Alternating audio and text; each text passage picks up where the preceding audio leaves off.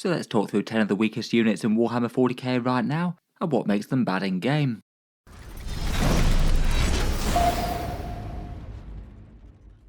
Hello and welcome back to Auspex Tactics, and today we're talking units that I think that Games Workshop could do with giving a boost of some sort to, with a bunch of datasheets that are both overshadowed for their factions, and just generally not all that strong in terms of what you get for how many points you pay for them. In 10th edition, for all its faults and criticisms, I would say that the number of units that you can point at in Warhammer 40k and just say that they're massively underpowered just isn't really a hugely long list at the moment. At least for most factions' mainline units and characters, I feel like a lot of things might be kind of mid and a bit unexciting, but I feel like if you want to make most units work, at least in a more casual setting, you certainly can do. There are a few classes that are just complete exceptions to that Games Workshop just doesn't seem to make any effort with balancing, which I'll talk about first. But otherwise I thought it could be good to talk about a bunch of units that are just quite underpowered right now, and why they're in such a bad spot for their factions.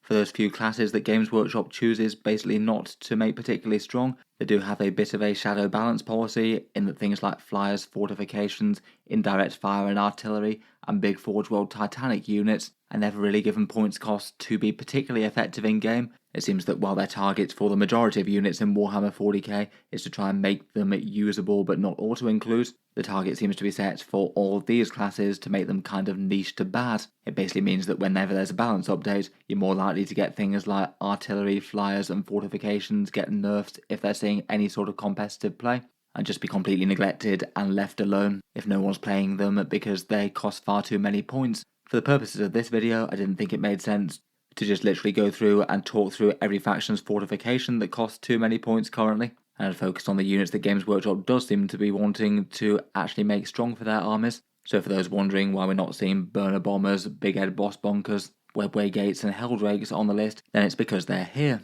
As to whether or not it's a good idea for Games Workshop to keep these niche, that's probably a subject for an entire extra video, and I might cycle back to it at some point.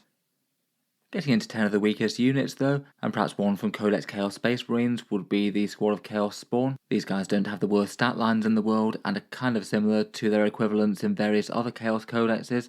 The Thousand Sons, World Eaters and the Death Guard all have their own equivalents, though when they were updated in Codex Chaos Space Marines for 10th edition, Games Workshop basically gave them a pretty nasty nerf. I would still say that their damage and defense are alright though. With their random mutations, they average around about 11 attacks at strength 5, AP 1, damage 2, and you get dark packs with that, so fairly easy access to sustained or lethal hits, plus some detachment boosts. Just at base, they might be expected to kill 2 or 3 standard Space Marines, which isn't terrible on the charge, and they're at least somewhat sturdy to small arms fire, with 4 wounds at toughness 5 with a 5+ feel no pain. Basically, I think their stat line is kind of alright, but maybe not massively more impressive than their competition. The big downside for Chaos Spawn, of course, is that they nerfed them to OC0 in the latest codex, and it means that unless you're just not doing any objectives at all in your games of 40k, it means they compare really badly against all sorts of other units in the Chaos Codex of a similar sort of price tag. Maybe some of the most obvious might be things like Bikers for their good combination of speed, toughness, and threat for just 70 points. Chaos Cultist for being smaller investment and bringing sticky objectives to the party, the standard Legionaries with good objective control and being genuinely pretty good damage dealers in their own right, or for objective control 0 things you could look at Nurglings from Chaos Demons, who can do their nice board control type things, and maybe if you're taking some of them along, take a Beast of Nurgle. Somewhat similar with a big tanky model that can actually do some actions and things. It just feels like the points cost and profile of the Chaos Spawn isn't ever really going to be your main event or big damage dealer. They generally want to be skirmishing with enemy smaller units and basically fighting over objectives and trading out for bigger stuff. And not being able to score contest points or do the all-important Pariah Nexus actions just means that they have problems. They do worsen enemy objective control a little bit, which I guess isn't nothing, but only at quite a short range, and you might just have been better off taking something with your own OC and putting it on the point. Next up, we've got perhaps the single most overshadowed unit for the Sisters of Battle in the Dogmata. They're a codex that maybe has rather too many support characters in the first place, several of which are kind of niche and not really primary picks that they often tend to take, but she just unfortunately seems to be particularly on the weak side compared with all the other good stuff that you could have for the same points. Her support rules are that she worsens enemy leadership by 1 when she's within 6 inches of them, which just very rarely happens. It's not like Battle Shock is a really big deal in the Sisters Codex for the most part. And then she also adds +1 OC for her lead unit, maybe could be okay with something like Celestian Sacrosanct, and I guess it means that her unit is defended against battle shock, but for the most part Sister's units just often tends to fold when they're exposed, as opposed to have part of them damaged and remain in combat with an enemy on an objective or something. And if you were trying to make at least somewhat durable Sacrosants work, they're generally considered to be one of the less good options in the Codex currently. She does chip in with a little bit of her own melee with 4 attacks at strength 5, AP 2 and damage 2, but I feel like realistically she's just very rarely going to get taken versus the others, in particular the Palatines and the Canonesses, both of which are in a very similar points bracket, have fairly similar sort of melee damage threats, if not better, and either give you good things like lethal hits and potential damage combos with mortal wounds, or free stratagems and good melee or rerolls. It kind of feels to the point where even if Games Workshop decrease their points loads, she'd probably start just getting used as an individual nuisance model as opposed to a unit leader. Just as if you actually want to lead a unit and get more out of them, you're probably going to just be best off attaching something like a Canes or Palatine. Before we move on with our struggling units, I thought I'd just give a shout out to today's video sponsor Tabletop Tech, who wanted to share their shortly to launch Kickstarter for their expanded and upgraded range of miniature carry cases. Their range of cases does something kind of interesting and unusual that I've not seen too much of before. The idea of immobilising miniatures by the bases, but rather than using magnets, using a system of plastic clips to put some gentle pressure to hold the bases in place as they're transported, with a system of components with the right size for the right base. You can see a few examples of them working in this video. Squads can be transported and locked together by flicking down a lever. Larger models can be held in place by a turn screw system. Individual bases by a small springy clip.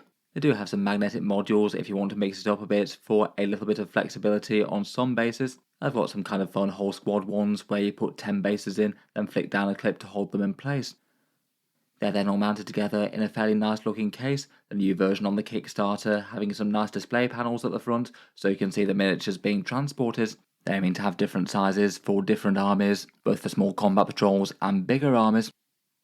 I'll talk through a few more of their pros and cons and the rest of their range at the end of the video, but if you want to be notified about the Kickstarter, it's linked down in the video description. It should be launching this week, so if you click the button it'll notify you when it launches. It looks like there'll be some early bird discounts for 50% off certain pledges. Could be a fairly efficient way to get your hands on some of these if you wanted them. In any case, thanks to Tabletop Tech for sponsoring the video. Moving on with slightly weaker and overshadowed units in Warhammer 40k. I feel like one particular unit class that has a few duds that really don't tend to get taken in strong lists for a whole bunch of armies are things like the Firstborn Dreadnought, Thousand Sons Helbrutes, and a couple of the other variants. For some reason in 10th edition, for the more regular sized Firstborn Dreadnoughts and the Chaos Space Marine Helbrute, they seem to have decided that the thing should be given a points cost and stat line that isn't really particularly impressive for the damage and defense that it does, but then it gives you a sort of 6-inch aura or another buff or debuff that works with the rest of your army. I think it works well for the Chaos Marine Helbrute, amping up the Dark Pact, which is a very meaningful boost. The Death Guard one at least has interest, and the World Eaters one can go into Mad Rage mode if you get lucky, but some of them really just don't do so well. From Codex Space Marines, perhaps one of the most notably worst units, aside from the classes that Games Workshop don't bother to buff, is the Firstborn Dreadnought. I guess its life expectancy outside of Legends is probably kind of limited.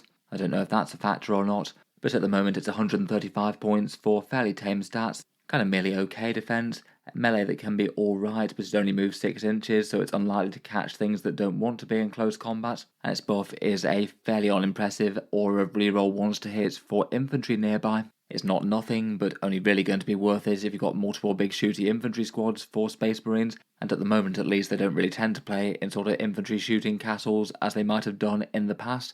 And even if you were using that, it's got a whole load of overlap with Oath of Moments, which can do the same thing but better. I feel like the datasheet isn't really inherently bad, but just needs to be massively cheaper, if they don't want to give it a better special rule than that. Otherwise, there's the Thousand Sons Helbrute. Again, fairly tame stats. The Helbrute Hammer can be nasty enough, I guess, but again, only hits on a 4+ for that one, and you actually need to catch things in melee to make it worth it. And otherwise, its buff is just farming 1 Kabbalistic ritual point per ritual done nearby it. I just don't think that that's enough to justify the shortfall in stats versus just taking, say, more Rubric Marines or Sorcerers. Or more likely, if you're comparing big monstrous things, then probably a Mutalith Vortex Beast.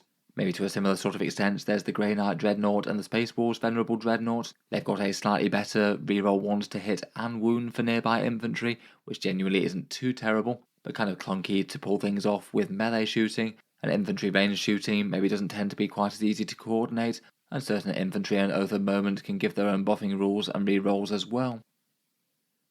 For another slightly unfortunate support character, we've got the Ministorum Priest for the Astra Militarum. I feel like there's maybe a little bit more to offer for things like the Adeptus Sororitas, where he can work with certain fighting melee units, but that's just not really the case for the Imperial Guard. His buff is sustained hits born in melee. He can lead absolutely zero good melee units out of the Codex. The closest that he gets is Kaschan Jungle Fighters. Maybe if throwing Strachan into the mix he could be tempting enough to consider using, but then he prevents them using their scouts, or I guess otherwise just using some sort of big combo with a command squad and a couple of sergeants, but even then it's not going to be great. On top of that, unlike the other Ministorum Priests, you can't even take the Zealot's Vindictor for the nice flamethrower and a bit of heavier melee damage. He's stuck with just a few strength 4 attacks and has a bit of a weird reroll hit roll in melee, which isn't nothing, but it just means that he basically hits slightly more accurately with his power sword, which is kind of curious. They don't often tend to print special rules quite that meaningless in 10th edition for the most part. And even if you're doing weird solo character things and just running him around to be a minimal investment unit to do actions and things, that's definitely something I guess you could do for putting him in strategic reserve to do a secondary or something,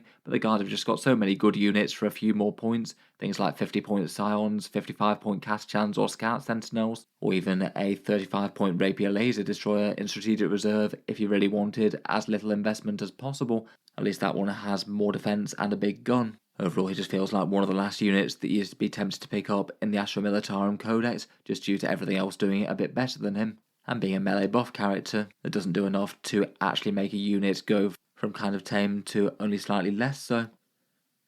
Next up for the Orks, as with a few of the Firstborn Dreadnought sort of classes, I feel like the majority of the Orktober Buggies maybe deserve a bit of a class mention here. I'd say the Deathkiller Wartrike is the most interesting out of them, and then maybe the Megatrat Scrapjet, or perhaps the Shock Jump Dragster if you needed a teleport unit. But just in general, I feel like their datasheets are just a bit depressing, and perhaps don't operate in the way that you'd expect. For example, there's the Boomdacker Snazwagon here. This one's 80 points, has around about 7 to 8 Strength 5 AP 1 Damage 1 hits at range at 24 inches, a tiny bit of Strength 7 and Damage 2 melee in close combat, and durability where both lighter things and heavier things can take big chunks out of it, toughness 7 with 9 wounds with a 4+ save.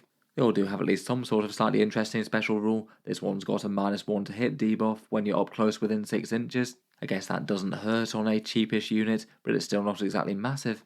For some reason the Buggies just seem to be in a place where they're neither particularly tough nor particularly dangerous. And I feel like there's a bit of a disconnect between rather cool looking Buggies zooming around the tabletop and the fact they just don't really have much impact on the game, and the fact that their bases and the vehicle size is kind of big, at least when you have a few of them, so they might have a bit of a roadblock and just can't get around each other, or your entire motorcade might just be held up because a single enemy infantry units might have sat themselves in a gap between ruins. Out of the Orcs units that were notably kind of bad, I think it was perhaps a little bit conspicuous that they got literally nothing in the last points update. And I'm kind of hoping that it might be because they're getting some sort of rules change that had to wait till the actual balance date slate in December, maybe a boost to their themed detachment.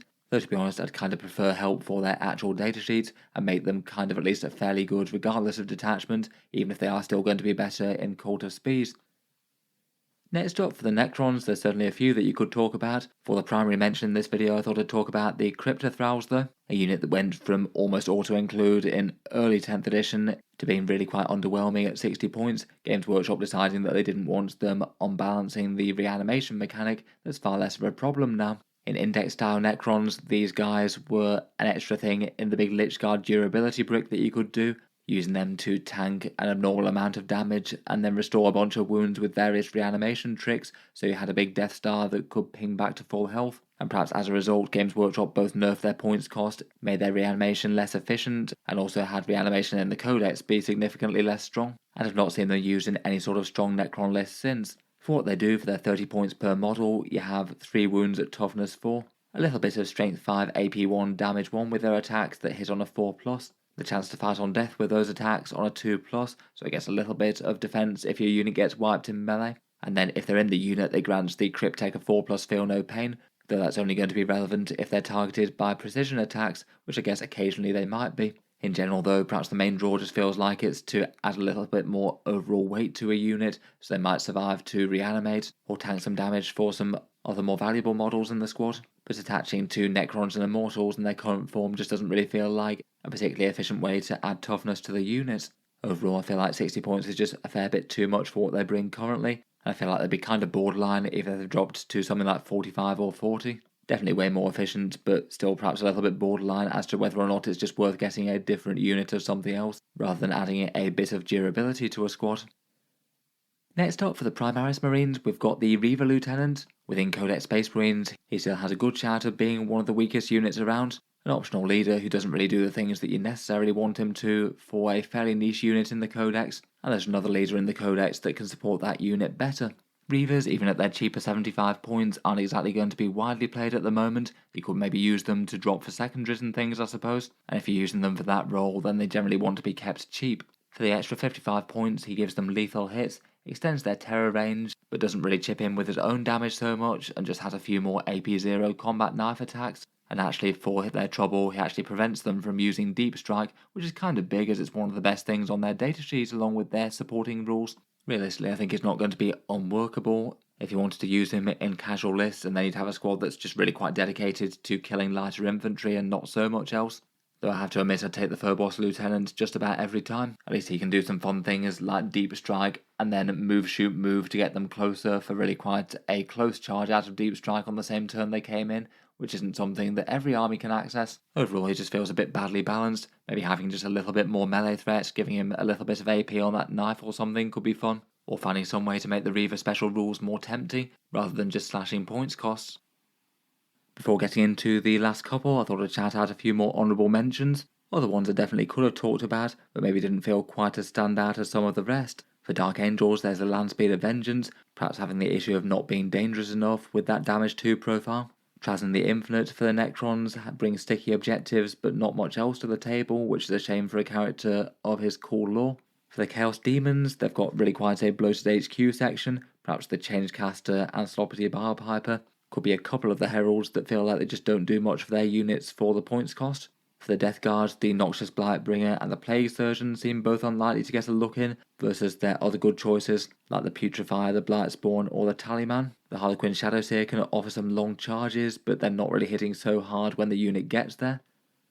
The Guard Commissar is just kind of hard to justify unless you're going for some sort of really big all-infantry guard force and you're playing Chaos Knights or something. The Chaos Space Marine Felgor Ravager Beastmen just pay a big premium for a first turn strategic reserve arrival. I guess that's not awful for getting into the midfield to do certain secondaries, but doesn't feel super exciting and feel like they're paying over the odds for something that's a bit worse than other factions' infiltrators.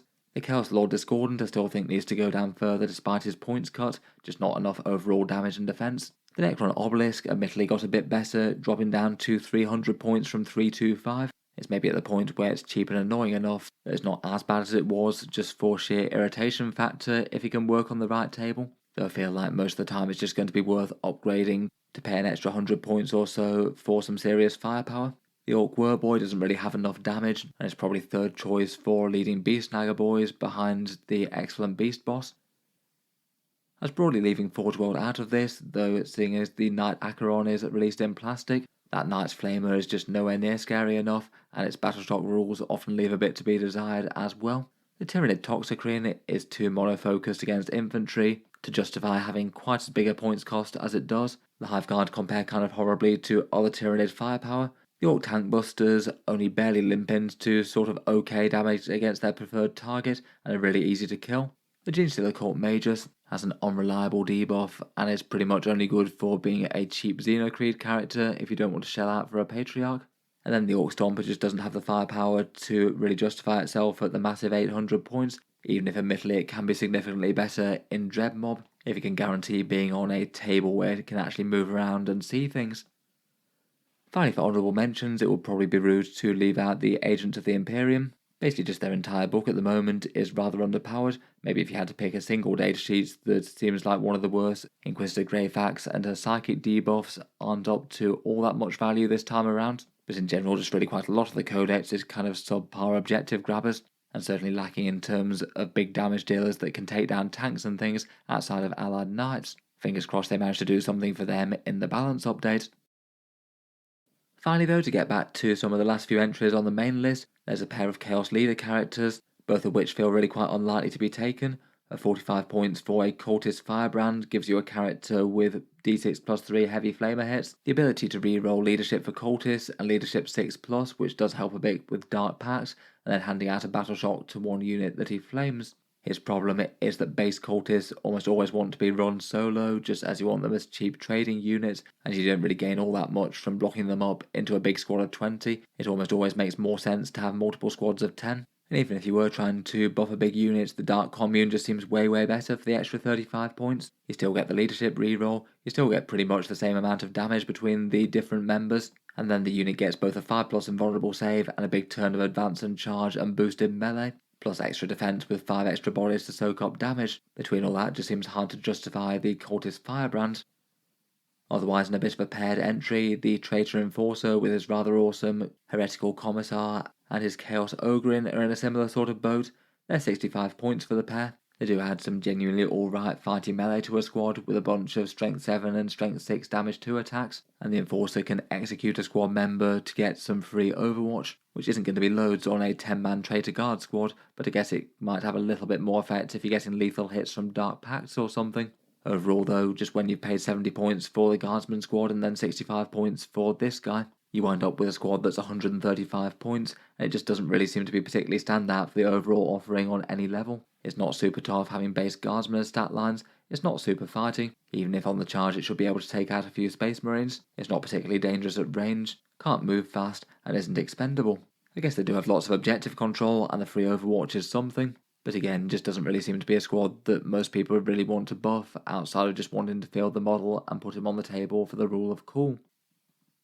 Finally though, and perhaps top of this comparison, if we are leaving out Games Workshop's neglected classes such as artillery, flyers, and fortifications, I feel like perhaps the Tyrannid Spore Mines might be the single datasheet that you could rate as one of the worst datasheets in 40k, though maybe it does feel like a bit of a cop-out given that the intention doesn't really seem to be fielding them as their own unit, but just to have them spawned in by a few things. If you did buy them in though, they basically just wind up being an exceptionally bad deep strike placeholder type unit. It's a big 55 points for 4 models, and for that you get an incredible toughness 1 wound model with a 7+ save, so half a squad of lasguns shooting at them should take out the squad. They're OC 0, so they can't do most secondaries besides a few positional ones, and if the enemy gets close, they'll do around about 1 mortal wound per mine, which between 4 mortal wounds for the squad is pretty likely to kill far less than 55 points worth of models. Perhaps their only real interesting saving grace is the ability to stop advances if it matters. The opponent isn't allowed to end an advance move within 6 inches of them, so it can be good for controlling movement a little bit. And realistically, just as they're a cheap unit, you could field them in a Tyrannid list and it wouldn't be terrible, but it would be 55 points badly spent, I'd say, for most. Realistically, if you want Spore Mines, you can get a Biovore that gives you a somewhat sturdy little gun turret in the backfield, and then you'll get to spawn 5 free units of these, so there's pretty well no point of putting these in Deep Strike and paying for them for 55 points. But also they're just outclassed by so many other units. Tyrannids have got a fair few cheap things. I guess if you want OC0 deep strikers that can actually do something, then there's Rippers.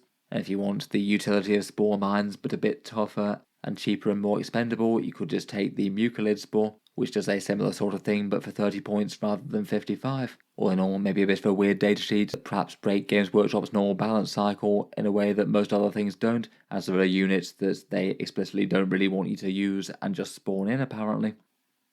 In any case, I'll leave this one there for a quick roundup of a few of the weaker units in Warhammer 40k. Let me know your thoughts as to the units. Are there any that you might have rated differently, or any other things that should have been included on this list? Finally, as mentioned earlier, I'll just cycle back to the video sponsor, Tabletop Tech, and their Mechi carry cases. As mentioned, a bit of a different option for transporting miniatures about, most cases going for things like either foam or magnetic bases, these ones for the most part using clip-in miniature things to hold individual in places with various different cunning components. Obviously every transport system for Warhammer miniatures has its pros and cons. My main impression of these ones is they're probably going to be most useful for people with perhaps slightly smaller collections and armies to transport about, and in particular ones where you play with the same thing kind of regularly. Could be good for things like combat patrol or incursion games and things like that. They certainly do have cases that are big enough to fit big 2,000 point armies in them. The little plastic gripper things mean the models will be held in place, maybe going for a similar sort of thing to what magnets would do, I guess the main advantage to the user being that you don't have to go about mounting loads of magnets in the bases, and then otherwise will be held in position when transporting, so they won't be rubbing on other things in the case or having to risk breaking off some fragile things with some foam. I guess for potential drawbacks and downsides, could maybe be a little bit less speedy than some options for packing and unpacking due to the operation of their little components, perhaps a little bit on the over-engineered side, even if it's pretty well made and satisfying to use, and compared with maybe a few options like magnets could be a little bit less flexible when it's set up, needing to get the right components for the right base sizes and things, plus the small added efforts to swap out the bits and pieces if you want to change your setup. There are plenty of other options with their own pros and cons. This one feels like maybe a little bit more of a higher end tailor-made one, and it is perfectly possible to DIY lots of good transport solutions between magnets and battle foam and things, of course. As mentioned earlier, they have their Kickstarter that they're launching this week, but also they have their current range as well. Their primary range are these Mechi slider cases, a bunch of different boxes of different sizes, prices ranging from around about $70 to $130. For comparison, Games Workshop's standard Sistel battle case is $112 at the moment, and you can see an example of the second one in the lineup, the 6-module one on the top right, transporting a whole bunch of AbMech. They also have an interesting sort of more box-like pod system. These ones are a bit on the cheaper side, £37 or $48. That includes a bunch of customer selected modules to attach into them, and these could be used as simple boxes or sit as inserts to things like the Sistel Battle or Crusade cases, which they're designed to be the right sort of size for. They do have a bunch of other fun stuff though, things like these monster display cases, which I thought did look kind of cool. One of the clever style things to hold a big miniature onto the base at the bottom, and they can mount a little display light as well, which I thought was fun. They made me feel a little bit more practical for display, that you could also take with you if you wanted to travel with one of these in safety. Though admittedly it could be a little bit on the bulky side for a single miniature. I feel like some of these examples are some of Games Workshop's most painful models to transport though, with their slender wings and bits on really big models. In any case, thanks to them for sponsoring the video. As mentioned, they've got their Mechi Plus Kickstarter launching this week. Feel free to check that out, linked in the video description, and sign up if you want to hear about the early bird offer, plus links to their web store for the other cases I mentioned. In any case though, I'll leave that one there for now. A big thank you for listening, and feel free to subscribe to Auspex Tactics if you'd like to see more like this. I'll certainly keep the regular 40k videos coming. Feel free to check out the channel's Patreon page or the 40k discount retailers linked in the video description. All of that helps support the channel, but otherwise I'll leave that one there for this one. A massive thank you for listening, and I'll hope to see you guys next time.